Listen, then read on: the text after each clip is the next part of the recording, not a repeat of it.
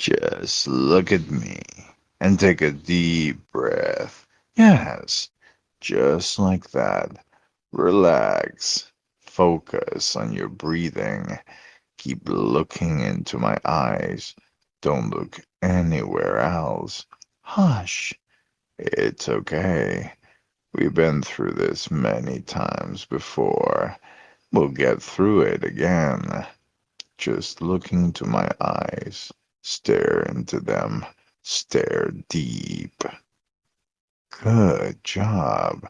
I'm going to put you under my thrall, okay? All the adrenaline, all the negative thoughts, the anxiety, the fear, they'll all drain away. You'll feel so much better. Yes, you'll feel good. You'll feel good when you give up control to me. Don't you? You like it when I put you under, when I make you melt for me. You love it. There is nothing you love more than staring deeply, so very deeply into my eyes. Lose yourself, pet. Give me control. Melt for me. Let me in.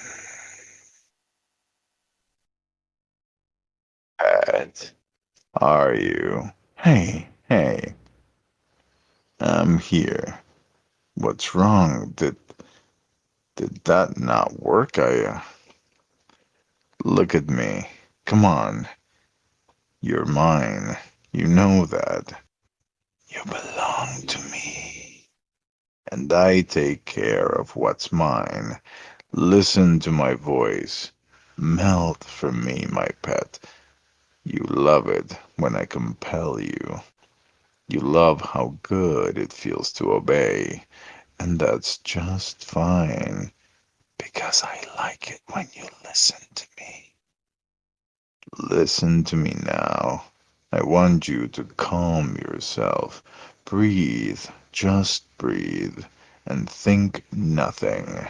Feel your mind empty itself of all thoughts. Just listen to the snow falling outside, the dusky winds of winter breathing frost over the mountainside. Listen, pet, and most of all, listen to me. Let my voice caress you, control you, compel you. Melt for me, my sweet. Let me guide you. I always do, don't I? You'd be lost without me. You need me to tell you what to do, and I am telling you to sink, sink deep as you stare into my eyes. You can't look away. You can't stop listening. All you want is to keep staring into these ruby red eyes of mine. Watch them, pet. Look into my eyes. Look into I don't understand why I can't compel you tonight. You're still distressed. Your heartbeat is so wild and erratic, fearful. You're shaking. Come here, darling. Let me hold you. Please don't pull away from me. It's me. You know who I am. You love me. I know you do. I care about you. I want to keep you safe. Let me wrap my arms around you, please, my dear. I just want to. Darling, why are you backing away from me? Why are your eyes so wide, so broken? What's happening? Oh, God. It has never been this bad before. I've always been able to put you under. I don't know what's wrong, why my powers aren't working, but I can see how much pain you're in. It breaks my heart. I want to help you. My treasure, I just don't know how. You're flinching away from me. You, you did it again. Darling, it's me. Can't you recognize me? Okay, okay. If I can't empty your mind of thoughts, maybe I can fill it with happy ones. Think happy thoughts. That's it. Your These anxiety attacks of yours, they are triggered by bad memories, aren't they?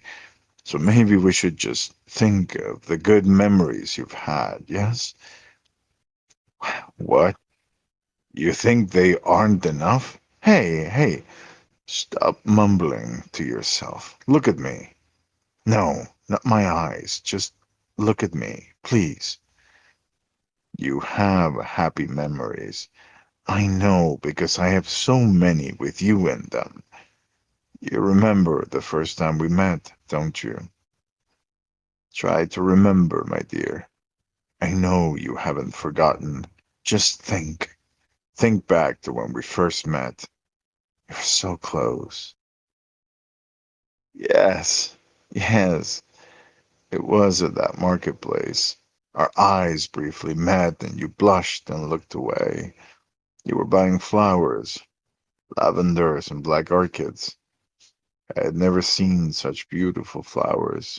Granted, all my decades of wandering this earth, I never really paused to look at them until I met you. They were pretty. You have a good eye. But as it turns out, my darling, so did I. I followed you.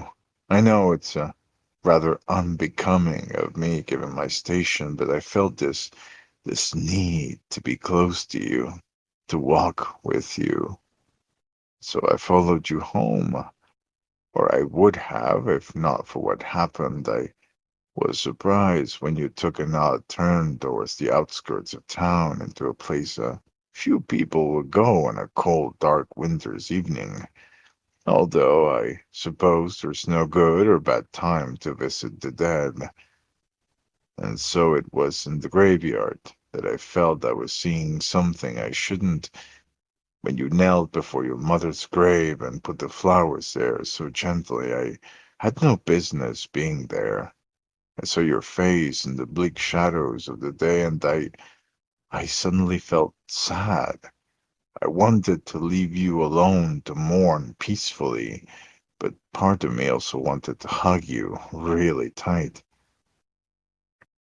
And so I faltered. I stayed, caught between departure and Desperada, and I probably would have stood there for an eternity had you not called me out. Yes, I was surprised. I thought I had hidden my presence rather well. I expected you to be afraid of me, and you were, initially. But then the night changed, as did the rhythm of your heart, the pulse and pressure. I think you just didn't want to be alone that night. Hmm, that's why I kept you company. Listened to you as you told me everything. I was hunting. I had hoped to enthrall you for a bit and see where things went from there, but it was I who got smitten more and more with you, with each word you said. I escorted you home that night and didn't even ask to be invited in.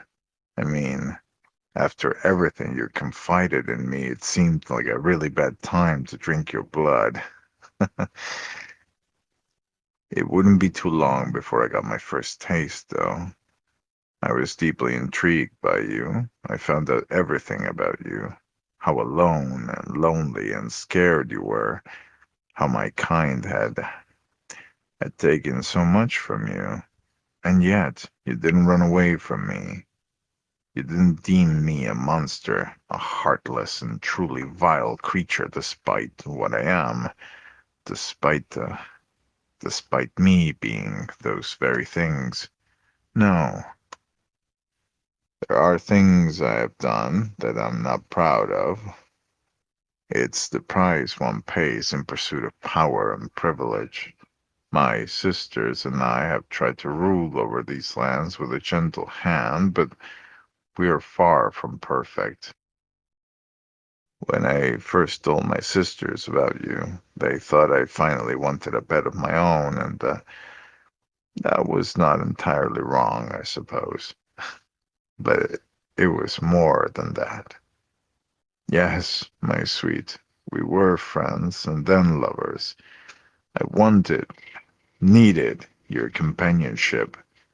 200 years is a long time. I hadn't realized how long until I met you. Yes, you always frown when I talk about my age. But to think a human life like you, pure, kind, and innocent, would willingly choose to be with me, I couldn't believe it.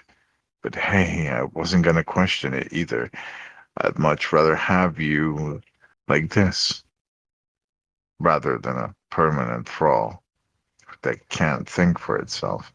I can't be selfish, even if it might stop these attacks you suffer, these painful episodes. But you wouldn't remain yourself. You'd do anything to please me. You'd obey my every instruction as if it were gospel. But I am not just your lord, my dear. I am your boyfriend, too. Boyfriend, that's the word you use. It sounds so light-hearted, so trivial for what we have, but I think it's good enough. Boyfriend. Hmm. Do you remember how high you jumped when I ambushed you in the gardens? Poor, startled little thing. Well, my dear, you had it coming. I'd invited you over to the royal banquet, and you just stuck to the walls and slipped away outside without even talking to me once. I was so offended. Right. You thought I was busy socializing with other guests. Silly thing. You really thought I didn't have some very specific ulterior motives for inviting you. Oh, yes. That was the first time I drank from you. And shortly after I saw to it that you were a permanent guest at this castle, unable to leave without my permission, sentenced to entertain me and keep me companied at all times, as is befitting a vampire's pet. I still remember the first night so vividly. How wonderful it was. I can still taste your blood on my lips, the nervous excitement coursing through every vein in your body and tinged with something delicate, foreign almost, a hint of wistfulness, of longing, like at some point infatuation had turned into love, and that love now held you tightly as I fed from you.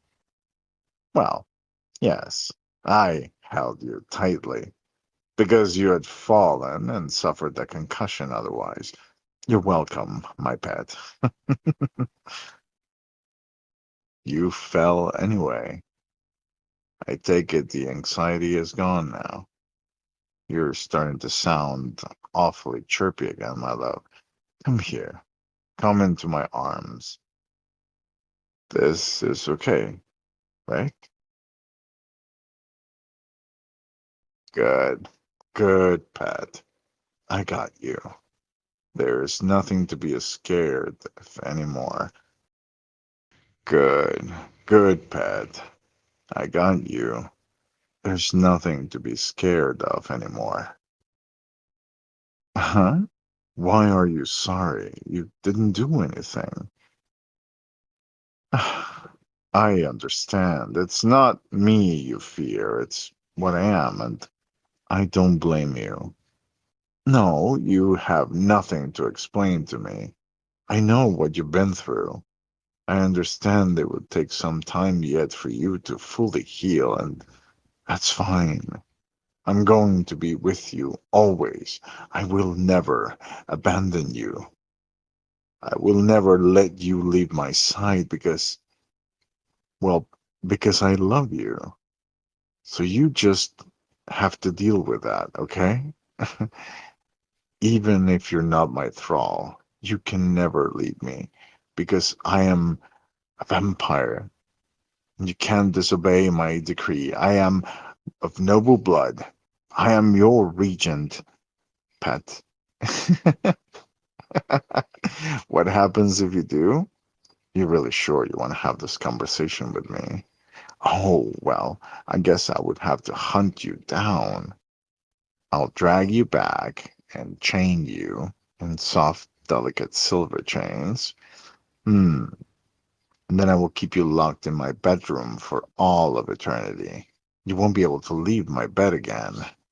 Not that you would want to. That much I can promise. I do mean that, yes. What is it? What are you imagining right now? You know, if you really, really want, then I suppose I can. Huh? Of course, I love you that much. Silly pet. How could I not? Hey, you're not allowed to talk about yourself in that way. I will be very upset with you if you do that again. We've talked about this. You are good enough for me. More than enough. Shh. It's okay, my darling. I don't mind if my shoulder gets wet. I have plenty of shirts. You would know because it is your job to pick them for me. I do get very impatient when I can't cuddle you, so come here, get close. Let me hold you tight. I am sorry I wasn't able to compel you this time. It's possible I come to rely too much on my charms, as you call them. It's just there aren't many people I can be vulnerable around whom I can be, human. But I'll promise I'll try again if the need arises. All right? Of course I will. I won't let you be sad or hurt ever again. I will not allow it. You want to know what you did to get so lucky? Oh, I don't know. I guess you were just there for me. It is honestly as simple as that. You are enough, and I do love you always and forever.